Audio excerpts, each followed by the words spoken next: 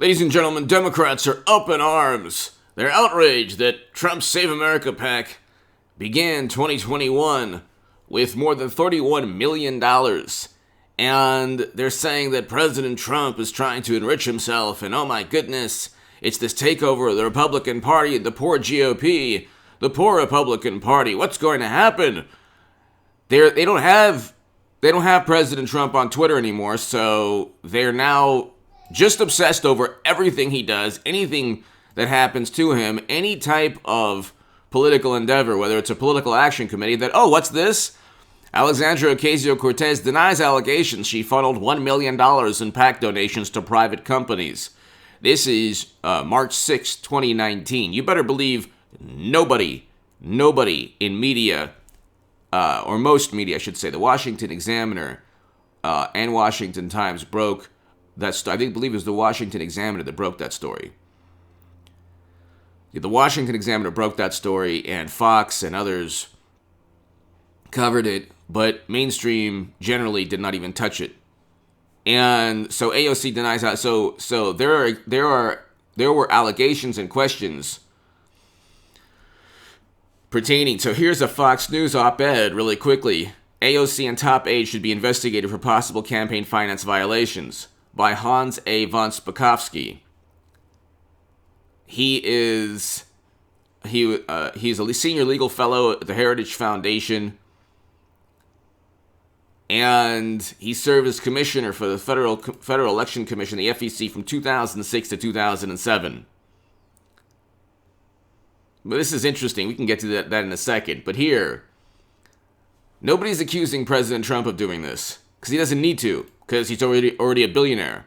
Hit subscribe to this channel right now. We're back on our way to 200,000 subs. The channel's moving again. It's because of you. Ladies and gentlemen, it's because of you. I thank you.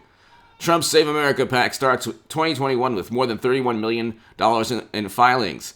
And, by the way, President Trump is telling people not to give to him instead of the Republican Party, which is a great decision or a great move. The Republicans did not defend President Trump. Now, there are things that Trump shouldn't have done, shouldn't have said. He fell for a trap on Twitter, and respectfully, I have many amazing subscribers who say, HA, that's not true. Twitter was actually good for Trump because he was able to fight back, but there was no need to fight back when there was no need to to offer a counterpunch every single time. Part of being in the public eye, or part of being a politician, is you're going to get heat and scrutiny and criticism from people, even famous people. There's no point to overshadowing, like President Trump's accomplishments were overshadowed. Specifically, ladies and gentlemen, May 1st, 2025 is a date that we should be leaving a specific country in a region of the world that President Obama and Bush destabilized for 16 years with failed foreign policy endeavors. We should be leaving that country forever. The Biden administration is not going to leave. That's why I voted for President Trump. That's it. If you want to talk about morality, it is immoral to continue a presence where you're sending Americans, the children of Americans, into quagmires and counterinsurgency conflicts where their parents fought. That's immoral. That's a greater immorality than any of Trump's tweets. And we see what Biden's administration is doing, the exact same things that Democrats were once outraged over. So you talk about this warped view of morality on the left. I mean, when you have Hollywood and the intelligence agencies condemning and pontificating, you know something's wrong. If you think about it, then they say, oh, you're on the wrong side of history. Hit subscribe to this channel right now if you think I'm on the right side of history, or if you believe you're on the right side of history. Because history will not side with Hollywood and the intelligence operatives. Hollywood directors and shadowy clandestine intelligence operatives generally are not on the right side of history. Okay? So you could say, well, Hollywood was at the forefront in the 60s or something. No, they're not. No, they weren't. The Hollywood itself was not. Certain Actors, maybe.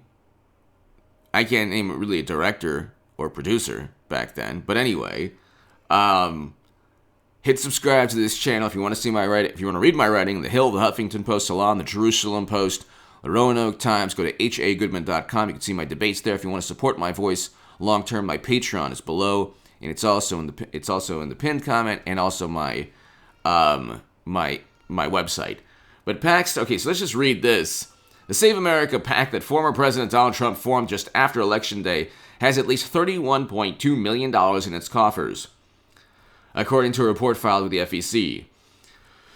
The PAC allows Trump to continue to fundraise and maintain his hold in the Republican Party following his departure from the White House.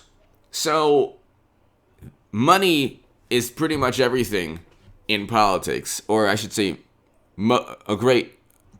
it's not everything, ideas and a vision for the future. Like, for example, May 1st, 2021, we're supposed to leave. President Trump negotiated an agreement with groups within a country. I'm not even going to get into it. Okay? I mean, obviously, the country is Afghanistan. But I'm not going to get specifics into the group. Now, there are these reports out that Biden's administration won't honor the negotiation. They all want to just, they're calling it a Hail Mary. Everything's marketed and spun. It's pretty unbelievable. Oh, it's a Hail Mary pass, just like in football? Wow. Prince Valium drops back. Biden throwing a Hail Mary pass wouldn't go 5 yards. So, within a month of his administration, we see what happened. Same foreign policy tactic that President Obama and Bush, Cheney, and Rumsfeld used to achieve nothing. Like, the men and women of the United States, the men and women who we've sent, the veterans, God bless them, their bravery, their courage, their sacrifice, you can't say enough. We owe them better as a society and as a country. We owe the men and women who have implemented our foreign policy better. We owe them a certain amount of wisdom, and it is not wise to continue staying in a location in the world we shouldn't even have been in at this point. Like I said, they are the children of veterans who are within the same quagmires. And that's a report that was reported, months ago. We can't have that. They say, well, it's Germany and Japan. You still have, Americans there. It's like, those are not counterinsurgency conflicts, and other countries are not within those countries as well. We are in a location of the world where a whole bunch of countries other than the U.S. are in. We should not be there. That's why, if you can't overlook President Trump's personality and you focus only on his personality, and you're okay with Biden prolonging, never-ending counterinsurgency conflicts, that says something about you. You're not on the right side of history. You're not morally superior to people because you condemn mean people. This is Democrats and never Trumpers. This is their lives. I'm condemning mean people, while at the same time engaging in the most despicable, the most nefarious setups, hurling the most insulting and disgusting claims and statements against Trump, from Madonna to Peter Fonda to hashtag wrong Trump.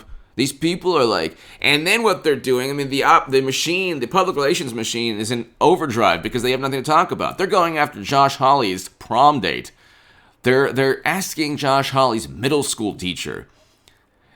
And then it's always this way, like, I can't believe he spread those lies.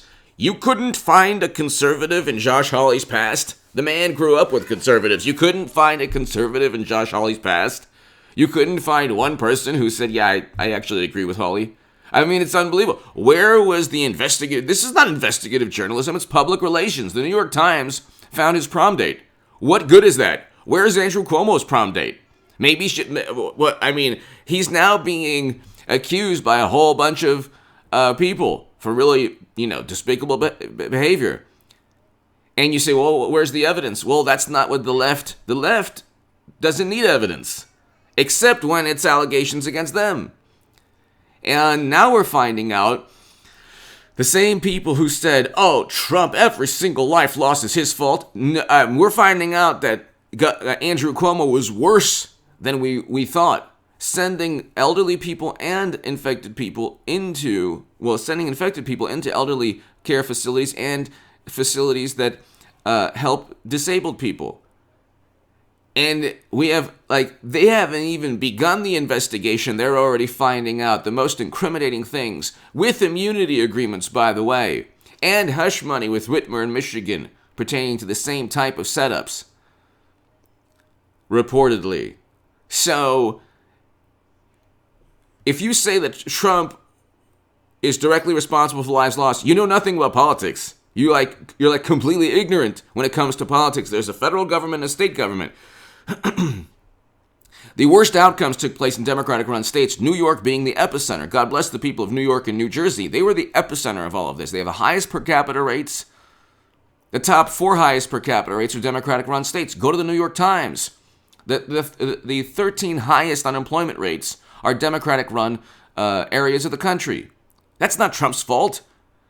The lowest unemployment rates are red states. And the best outcomes happen in red states. That's, according to New York Times statistics, 7 out of 11 of the top aggregate lives lost in the country are all in blue states. How is that Trump's fault? Has anyone asked AOC about her handling of the crisis the past year? Why New York is the epicenter for all of this? Because they tried to blame Trump, but now we know there are specific policies that Democrats implemented. And the Democrats that are going after Andrew Cuomo, where were you? Ron Kim is amazing, so I'm not referring to Ron Kim. He's a courageous individual who went up against the most powerful Democrat in New York. Most people wouldn't have that courage.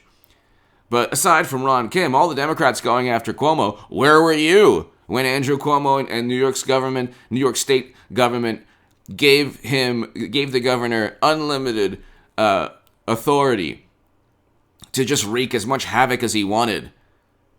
Where were you, Democrats? Suddenly, this is like the people who spoke out against Enron, but they were part of the whole Enron thing. And they didn't speak out until, a lot later. Let's just read this really quickly. Simply listing strategic consulting for almost $900,000 in disbursements to an organization that admits it was doing all the administrative work of the campaign, including fundraising, campaign advertising, organizing rallies, and speaking at events, and handling volunteers, certainly does not meet this requirement. So, in fact, it looks like the campaign was using PACs and the LLC to avoid disclosing the actual spending and work being done for AOC's campaign. You could just look up an opinion piece by Hans A. von Spakovsky. AOC and top aide should be investigated for possible campaign finance violations. You better believe they're almost certainly, they could be eventually.